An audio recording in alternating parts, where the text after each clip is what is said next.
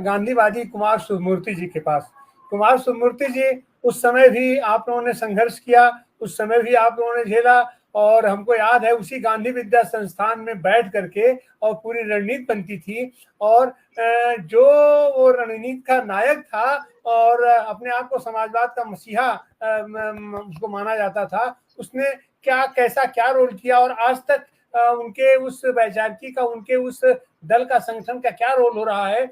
और उस समय तो सब होने के बावजूद गांधी विद्या संस्थान वैसे ही बचा रह गया, अपना सर्व सेवा संघ परिसर वैसे ही बचा रह गया, आपका गांधी दर्शन वैसे ही बचा रह गया, गांधी स्मारक निधि वैसे ही बची रह गई। माने गांधीवादी जितनी संस्थाएं थी, ठीक है, संघर्ष होता रहा, लड़ाई होती रही, और बहुत खराब था आपातकाल उस समय। लेकिन इस समय उस आपातकाल में जिन लोगों को आपने शरण दिया, अपने यहाँ बैठ करके रणनीति बनाने का, संघर्ष करने का, उनका एक्शन आपने इस बीच भी देखा। तो इस पूरे 50 साल के अंतराल को आप कैसे देखते हैं, आप उसका कैसे आकलन करते हैं कुमार सुमूर्ति जी?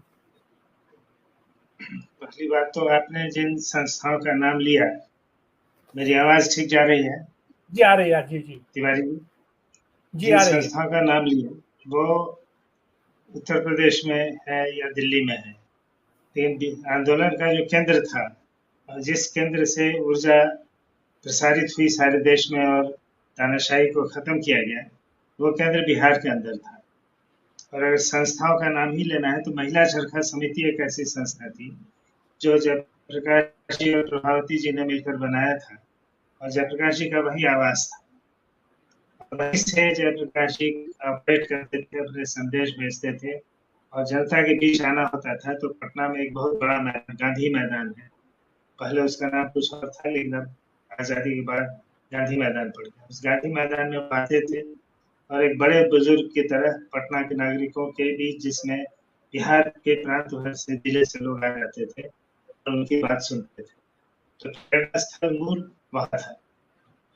अब मैं जो फर्क करता हूँ, आपने ठीक कहा कि भाई उस समय जो तानाशाही थी इंदिरा जी के जमाने में, वो मैं मानता हूँ कि एक व्यक्तिगत तरह की तानाशाही, एक आकांक्षा थी कि हमारा परिवार कैसे सत्ता में बना रहे, मैं न रहूं तो उसके बाद संजय गांधी आ जाए, संजय गांधी मर गए तो राजीव गांधी बनाया, यानी परिवार की तानाशाही किस तरह से स्थापित थी, उसमें से ये बात निकली थी। और फर्क ये था बहुत बड़ा, और उसमें और आज में, कि आज एक सिद्धांत को लेकर के तानाशाही की बात है, कि किसी परिवार की सत्ता या व्यक्ति की सत्ता स्थापित न हो, बल्कि तानाशाही ही एक सिद्धांत है। उसको एक आरएसएस का एक चालक का अनुवर्तन, यानी एक चालक का अनुवर्तन करें, इस तरह का समाज होना चाहिए। एक आज सिद्धांत को लेकर के तानाशाही की बात की जा रही है, और जिसमें लोगों का एक समूह बनाया गया है जो एक्टिवली हिंसा करके उसमें शामिल होता है। तो केवल सत्ता शामिल नहीं है इसमें, इसमें लोगों का भी एक समूह शामिल है जो मुस्लिम विरोधी है, जो बुद्धिजीवी विरोधी है, प्रगतिशीलता का विरोधी है। तो ऐसे समूह के साथ राज्य सत्ता सहयोग करती है, या ऐसा समूह राज्य सत्ता के साथ सहयोग करता है, उसकी छत्रछाया में काम करता है। तो उस तानाशाही और आज की तानाशाही में जो फर्क है, तो मैं कहता हूँ कि आज तानाशाही नहीं है, आज फांसीवाद है। मोदी की जो सत्ता है वो फांसीवादी सत्ता है, इसको तानाशाही हम ना समझे। तानाशाही इंदिरा जी की थी, आज फांसीवाद इसलिए है कि लोग भी इसमें शामिल है, लोगों का भी एक ग्रुप शामिल है। दूसरा अंतर मैं ये देखता हूँ कि एक तो बहुत सारी समानता है, जैसे संविधान उस समय उसको नष्ट करने की कोशिश की गई थी, हम लोग जेल में थे, 19 साल जेल में रहे, जेल में इंडियन एक्सप्रेस अखबार हम लोग किसी तरह से मंगा लेते थे। इंडियन एक्सप्रेस में एक जस्टिस खन्ना उस समय हुआ करते थे, बहुत साल से, और एक से एक उनका जजमेंट आता था जो इमरजेंसी के और इंदिरा जी की चालाकी भरे कदमों के खिलाफ जजमेंट आता था। तो एक जो 42nd अमेंडमेंट हुआ, तो उस पर उनका एक कमेंट बहुत अच्छा है जिसको हम लोग को ध्यान से समझना चाहिए। कहा कि ये 42nd अमेंडमेंट जो है, जिसमें आदमी की जान का भी उसको मौलिक अधिकार नहीं है। अगर पुलिस चाहे, सरकार हत्या कर सकती है बिना जुडिशियल प्रोसेस के, तो उस तरह का अमेंडमेंट था। तो जस्टिस खन्ना का उस पर कमेंट, तो पूरा लेख ही था उनका, लेकिन कमेंट था बहुत अच्छा कि this is not amendment, neither it is amendment nor it is amendment. ये जो एंडमेंट है, संविधान का एंड ही है ये। अमेंडमेंट से आगे ये मेंडिंग भी नहीं है, बल्कि एंडिंग ऑफ द कॉन्स्टिट्यूशन, जिसको जनता पार्टी की सरकार जब आई तो सबसे पहले उसको निरस्त करने का काम किया गया। दूसरा फर्क ये है, आज उस तरह से एक सिस्टमेटिक संविधान को खत्म नहीं किया जा रहा है। अब खतरा है कि अब अगर उनको मिल जाता है 400 के पार, छोड़िए 200 के पार भी मिल जाता है तो संविधान पर खतरा था, इनमें 300 के पार। लेकिन मैं मानता हूँ कि अभी भी उनकी सरकार है, अल्पमत की सरकार है, लेकिन गठबंधन की सरकार बनी हुई है, तो संविधान पर भारी खतरा है। हमारे सांसद जितने लोभी हैं पैसे के और सत्ता की चाटुकारिता में प्रवीण, प्राय सांसदों का चरित्र देखिएगा, तो ये मोदी का साथ वैसे सारे कदमों में देंगे जिनमें इसको मोदी प्रलोभन देंगे कि आपको मैं इस सत्ता का ये टुकड़ा फेंकूंगा, पैसे का ये टुकड़ा फेंकूंगा।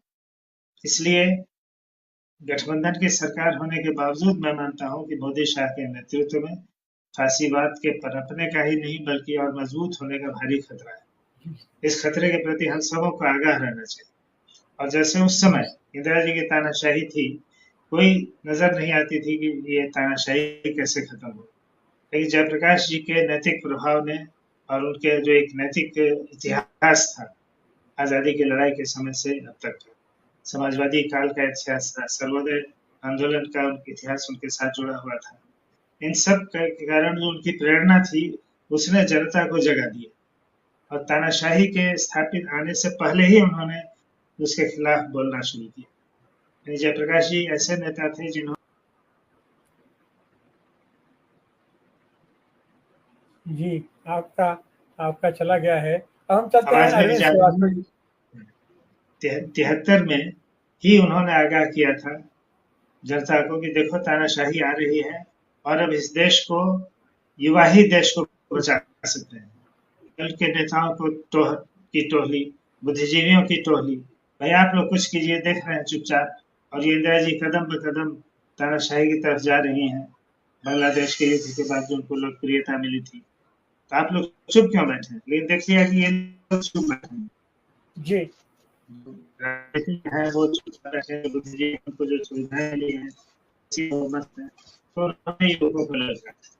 तो ये पहले उन्होंने समझ लिया कि देश में तानाशाही आई है और उसके प्रति देश की जनता को आगाह करना शुरू किया और युवकों को खासकर कि युवा ही इसमें, तो यूथ फॉर डेमोक्रेसी की बात उन्होंने 73 से ही कहना शुरू की और जिसका रिस्पॉन्स मिला। एक ऐसा आदमी जो किसी दल में नहीं था और उसके प्रभाव से लाखों जनता खड़ी हो गई। जो दल वाले थे वो तो खड़े हुए ही, जो दल से बाहर थे वो भी खड़े हो गए, बल्कि वो ज्यादा सक्रिय हो गए और दलों से अलग जो जमात थी युवकों की, नागरिकों की, वो खड़ी हो गई। रेणु जी जैसे कवि उसमें शामिल हो गए। दिनकर अगर होते उसी आंदोलन के दरमियान उनकी मृत्यु हो गई चेन्नई में, नहीं तो वो भी एक से एक कविता उनकी हम लोग सुनते। तो वो जमाना था और वो प्रक्रिया थी कि जनता को जगाओ तब तानाशाही हटे।